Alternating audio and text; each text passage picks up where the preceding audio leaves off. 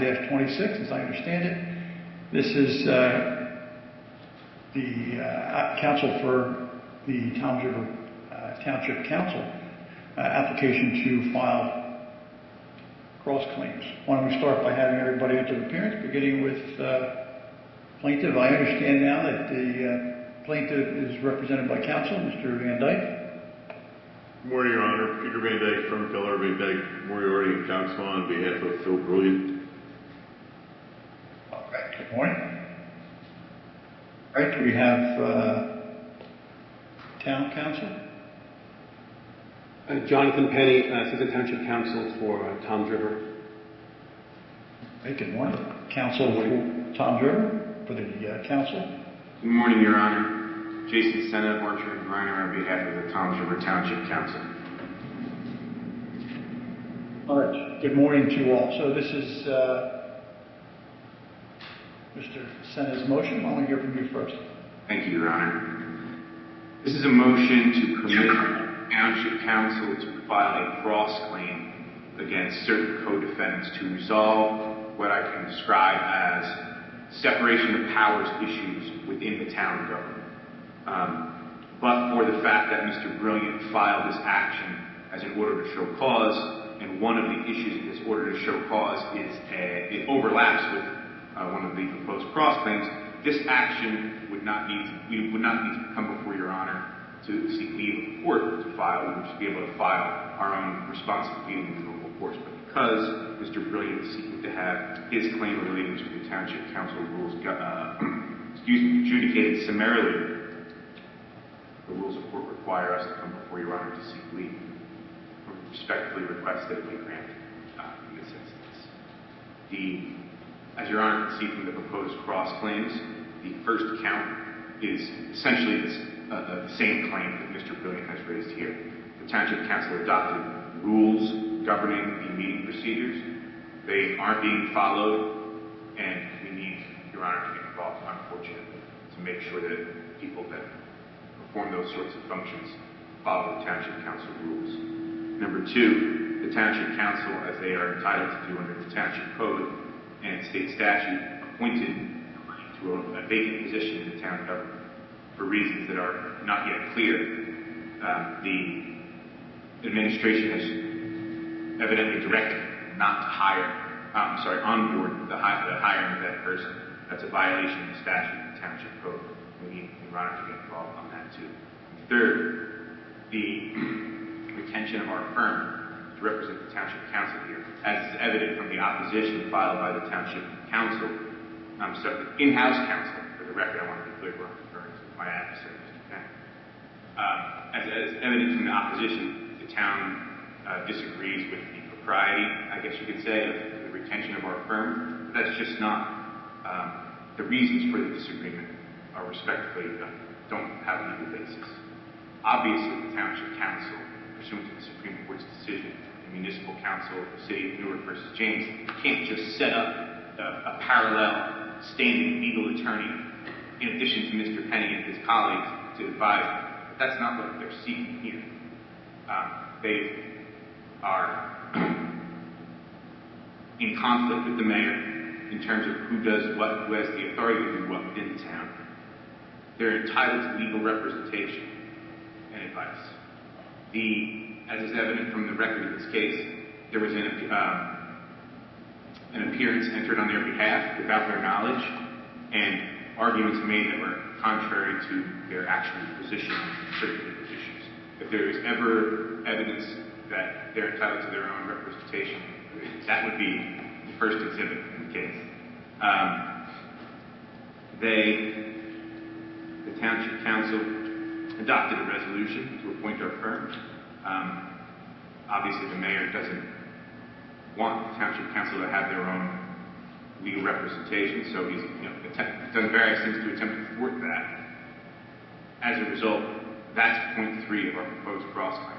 We need Your Honor to enter an order so that everybody involved in town hall knows this is something that the Township Council, in this limited scope, related to the separation of powers, is allowed to do, and that the costs incurred therewith should be paid in the normal course, just like any other bill.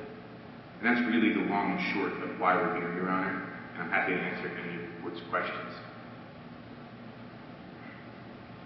Mr. Van Dyke, my understanding is that essentially you agree with the application through correspondence. It can be heard.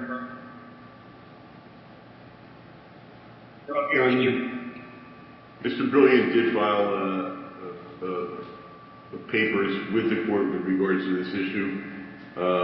If I may briefly, both Township in-house counsel and Mr. Senna have cited the case of Municipal Council of Newark versus James, which is a Supreme Court case from 2005.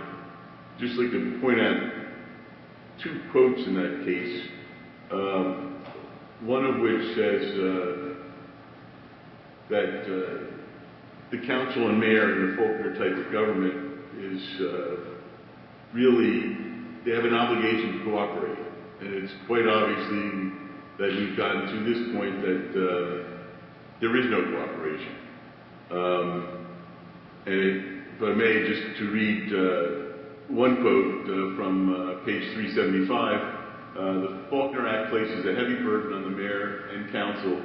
They must, quote, work cooperatively for the ultimate benefit of all the citizens of Newark.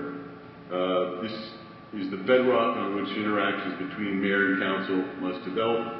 They are and will continue to be instances where either the mayor or council should subordinate their respective authority as a matter of simple social harmony and proper statesmanship. Regrettably, Your Honor, because we've gotten to a point where we have to be in front of you, that has not happened. Also, looking at the argument of the town that the council can't hire its own counsel because the ordinance requires, in essence, for the mayor to approve the process. Two things came to mind when I saw that and read that argument. One of which is a maxim that the law abhors an absurdity. You're asking someone who's not cooperating to cooperate, and to me that is an absurd request to be required in order for the council to hire its own counsel. And similar to that, there's also a maxim that says the law abhors undertaking a futile effort. And in this case, Your Honor, I would submit to you that for the council to ask Mayor Roderick to assist in their appointment of their own separate counsel would be asking the council to undertake a futile effort. And for those reasons, I would join in Mr. Senna's argument in regards to his application. I would also point out, Mr. Van Dyke, there's another quote from I would also note that in Newark versus James, there was also counterclaims and cross-claims that were permitted.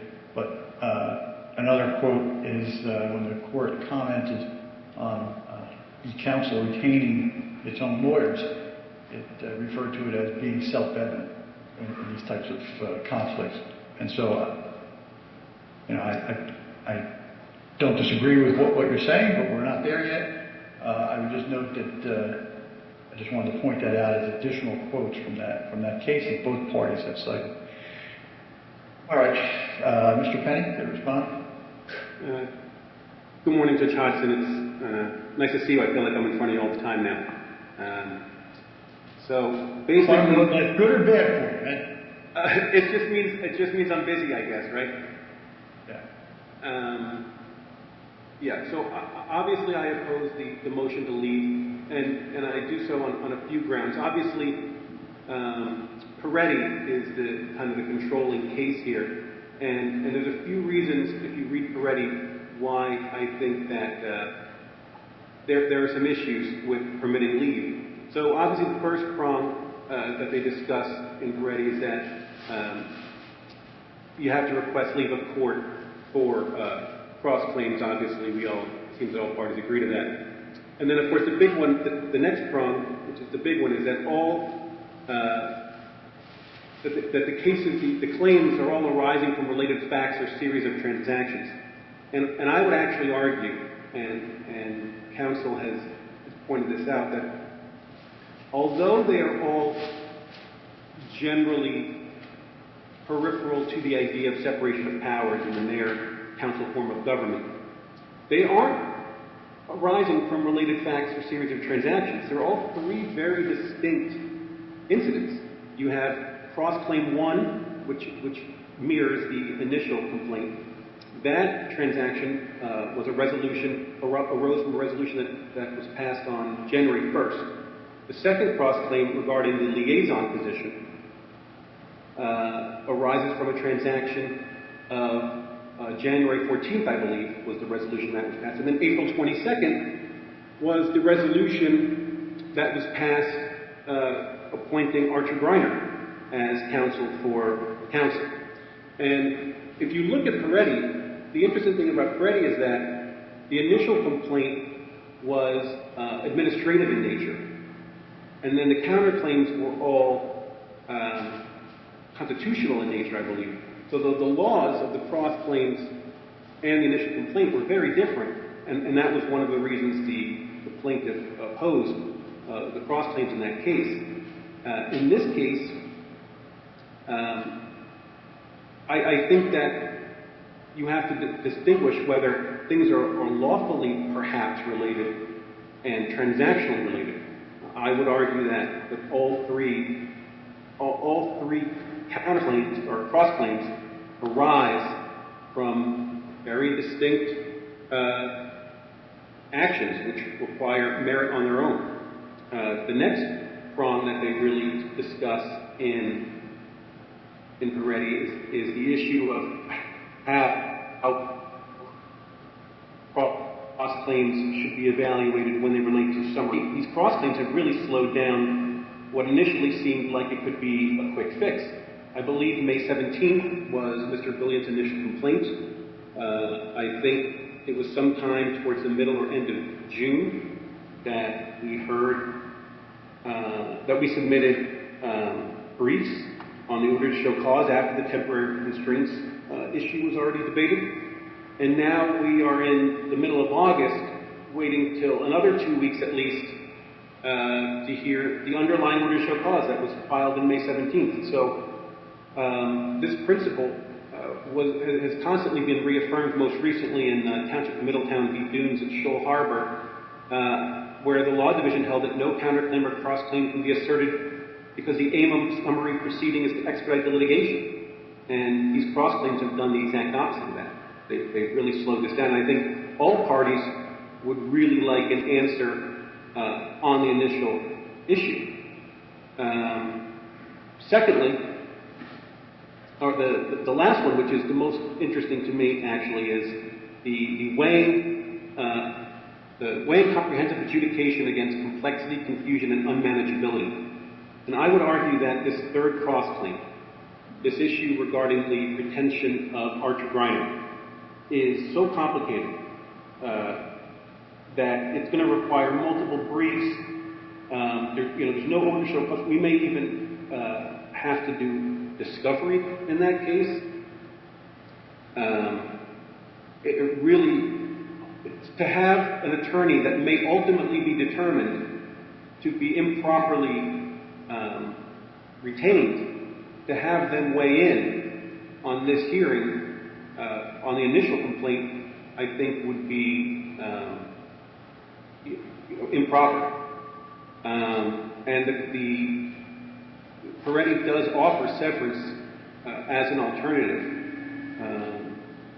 to an issue like that. I would argue that these three things are not transactionally related to the point where we should just slow this down and delay the initial complaint. I would also add a couple facts here. One, this assertion that the mayor isn't cooperative with retaining their own counsel. I don't think, and I put this in my opposition, I don't think that there's a debate on whether or not counsel is entitled to their own attorney in disputes with the mayor. I think the case law is clear on that, and I think I admitted to that in the opposition. It's the manner in which that has to be retained. And even if you go, and all we're saying is we have a code. We have a code in Toms River on how special counsel should be retained in these disputes. That procedure was not followed. And if you actually go back to the actual text of the resolution itself, it says this. Pardon, I'm pulling it up. It says that the Township Council hereby awards a contract to Archer Griner PC to serve as special counsel of the Township Council for the remainder of the 2026 calendar year. That sounds to me like they're not being appointed to be a specific dispute, to respond to a specific dispute with the mayor. It seems like they're just trying to generally retain him. And it continues, special counsel is authorized to provide legal advice to the Township Council, represent the council in any legal proceeding filed against it, and or initiate legal proceedings deemed necessary and proper to allow the Township Council to perform its legal duties. I mean, this is very broad and vague. As a matter of fact, the council would be obliged in certain situations to take on the counsel by contract of an insurance company. So to say that they can pass a resolution that would allow them to be their attorney in any proceeding filed against it or file any lawsuit at once, that's against the spirit of I think, the underlying desire to have an appointment for the council. There needs to be a specific dispute. There is no specific dispute in the words of this resolution. Furthermore, it says that the Township Council is going outside the scope of, I think there's also a lot of public contracts law issues in this case, which are very complicated. I think that's going to weigh us down. In the resolution, it says that special counsel will complete and submit a business entry disclosure information or will do so in the normal course of business. We don't even know that that's been completed, the disclosure, business entity disclosure certification. So there's a lot of landmines as it relates to our code, public contracts law, state statute, and the Faulkner Act. This is a whole different ballgame in and of itself, which arose again out of a separate transaction, a transaction from April 22nd, not one from January 1st. The other thing I would like to add factually is that one thing that nobody's mentioned, and I'll take the blame for not bringing this fact up. On April 22nd, there was another resolution that council passed alongside, as a pair, with the resolution appointing Archer Griner as a special counsel. That resolution appointed Michael Jedziniak, also an attorney, as the Affordable Housing Council for the council, which is so outside the bounds of permissibility that even Mr. Jedziniak has since long gone into the wind not to do work for the council, realizing the impropriety of that resolution. I think there's been a lot of just misunderstanding of what the procedure is. So to say that there's no cooperation is a political statement that shows the political, obviously, disputes underlying this whole thing. But we haven't been uncooperative. We are stating that we have the court, and this quote has been quoted many times. Obviously, the underlying issue on this is the Sharp-James case, and in that case, my favorite quote that I put in my opposition is, contracts law, because simply it is contrary to the balance scheme created by the mayor-council plan of government. We reject the city's council's expansive reading of the local public contracts law because simply it is contrary to the balance scheme created by the mayor-council plan of government under the Faulkner Act. Notwithstanding the access to consultants at times may be necessary, ancillary to council's legislative and investigative functions, the actual contracting for consultants remains an administrative or executive function statutorily entrusted to the mayor. Now, and then they go on to say, as Mr. Van Dyke stated, that, parties need to get along, and we agree. But the court doesn't state how special counsel is retained in this dispute. luckily, Toms River, again, we have a code for it. And that procedure was not followed. So, Well, stop me for a moment, because I'll just indicate to you that I think I'm just to things proceed in a timely manner. But how is it that you envision this cooperation taking place with council? Clearly, there's no dispute that a conflict between council and the mayor has arisen, and this is something that's actually planned for in the Faulkner Act. They anticipate, and actually it requires a little bit of tension between the branch of the government. But how is it that you would envision how council would retain an attorney to represent themselves in a conflict against the mayor? Well, first of all, I'm going to answer your question, but I do want to say this goes to my issue, that this issue is so complicated, you can't bring this cross-claim into this case. It's a totally separate, much more complex issue. And I think we're learning that. It's something we'd have to resolve maybe years of appellate division down the road before we can resolve this conflict. In the meantime, this continues in town.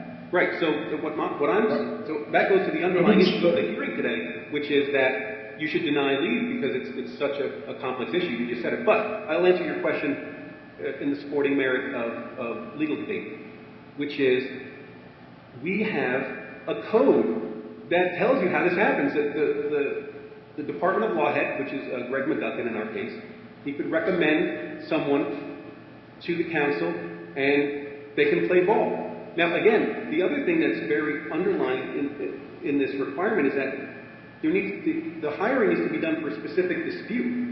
And I go back to the own text of the resolution passed by council that they hired Archer Griner generally, in a very general sense. It says so right in the resolution. So I don't know how. My understanding is that the best way for council, or for the council, the township council, to retain their own attorneys is to request leave of the court. They can to do so, because again, we have public contracts issues, we have disclosure forms that need to be filled out to make sure that the donations are all on the up and up. So this can be done, and yes, it will require parties to come together that obviously are at odds. But the court, the Sharp-James case makes it clear that this is a tricky situation because of where the contract's powers lie. And I think we could get it done. I think we should at least try to fulfill the code, what the code requests and the code's procedure, and then we can revisit it then you'll really see if the mayor's uncooperative or not. I dispute that fact that the administration has been uncooperative. It's just that we have a position that the code exists and that wasn't followed. Mr. Senator, care to reply briefly, and I'll go to Mr. Van Dyke, and I'll go to my decision. Yes, Judge. Very briefly. 3 things. Number 1, the township code is facially inapplicable to this case because it relates to issues where the town were involved in a legal proceeding. I don't know, say regarding affordable housing or something like that, and the township attorney assigns out a special counsel to represent the town. That's not this case. It's facially inapplicable. Number 2, this is all an embodiment of the same problem. All of the issues identified in our proposed cross-claim are embodiments of the same problem, which is disrespect of the separation of powers in the township by the mayor. They can all be resolved, and this is point number 3, in summary fashion, in our opinion, because they're summary judgment type issues, which could be resolved with briefs of counsel and certifications of the parties to the extent the facts aren't judicially noticeable. That's all I have, Your Honor. Thank you. All right, Mr. Van Dyke. Your Honor, just one point. I found Mr. Penny's argument about how the underlying thing should be handled in an expedited fashion, yet he argues for something that would go on for months and months and months. And while it's all going on, the mayor continues not to live stream public comment. So it benefits the mayor's position to argue these other sub-points because it just delays the underlying point. I agree, it should be done expedited, and it should be done on August 28th when we next meet to discuss the more substantive issue. Your Honor, I think Mr. Van Dyke misunderstood my argument, is that cross-claim 2 and 3 are complex enough on their face that it would slow down the underlying complaint of the videoing. I think there's been at least 5 meetings since the complaint by Mr. Brilliant was filed. So we've really screeched to a halt on that issue, debating these other issues. And I do think that leave to file cross-claim should be denied because these are separate transactions. Yes, Mr. Sina is correct. They may have some related legal issues, but that's not what Peretti states. Peretti states that they need to be transactionally related. These are not transactionally related. There are 3 separate resolutions, 3 separate events from 3 separate dates. This is not just a free-for-all on every brief the council has with the mayor. This is not what this summary proceedings are intended for, to slow them down just to file every grievance. So, and I did fall into the trap, which I told myself I wasn't going to do, which was discussing the merits too much of cross-claim 3. But I think the benefit of that is it goes to show how separate, how different, how much more complex that issue is than the videoing of the meetings. And for that reason, should be a separate action. All right. So, for the purpose of this motion, the court finds as follows: that the Township of Toms River operates under the mayor-council plan of the optional municipal charter law NJSA 40:69A-31 to 210, commonly referred to as the Faulkner Act. Under that form of government, the mayor serves as the executive branch, and the Township Council serves as the legislative branch. At the Council's January 1st, 2026 reorganization meeting, the Council adopted a resolution establishing rules and regulations for its 2026 meetings. Included within that resolution was Rule 14, which requires the Council meetings be recorded and live streamed through the Township's YouTube channel, and that the recordings be preserved for public access. The parties appear to agree that during the 2026, not all council meetings were live streamed for their full duration, and that some live streams ended before formal adjournment. Raises a dispute. There is some dispute about what constitutes the meeting, whether the public portion is part of that meeting. The uncontested facts reflected in the briefs are that on January 14th of 2026, the Council adopted a resolution appointing a person to the position of Records Manager Council Liaison. The materials also reflect that. On April 22nd of 2026, the Council adopted a resolution appointing Archer and Grinder PC to serve as legal counsel to the Town Council in connection with disputes involving the mayor and executive branch officials. In addition, the parties do not dispute that the Township Attorney is appointed by the mayor and provides legal advice at the mayor's direction. On May 17th of 2026, plaintiff Philip I. Brilliant filed a verified complaint in the Superior Court of New Jersey in the Law Division under docket L-001465-26. As described in the motion papers, the complaint seeks declaratory and injunctive relief concerning enforcement of Rule 14 in the live streaming of council meetings, challenges alleged interference by the mayor and acting business administrator with the council's adopted meeting procedures, seeks relief concerning the council's authority to appoint and have process the appointment of a Records Manager Council Liaison, and seeks relief concerning the council's authority to retain independent legal counsel at municipal expense when the council's position is adverse to the mayor or the township's attorney. After the filing of the complaint, the Township Council moved for leave to file a cross-claim pursuant to Rule 467-4A. In its proposed cross-claim, the council seeks adjudication of issues that overlap with the complaint, including the validity and enforcement of Rule 14, the council's authority over its own meeting procedures, the council's authority to appoint a Records Manager Liaison, and council's authority to retain Archer and Griner PC as independent counsel, and to have the township pay council's bills.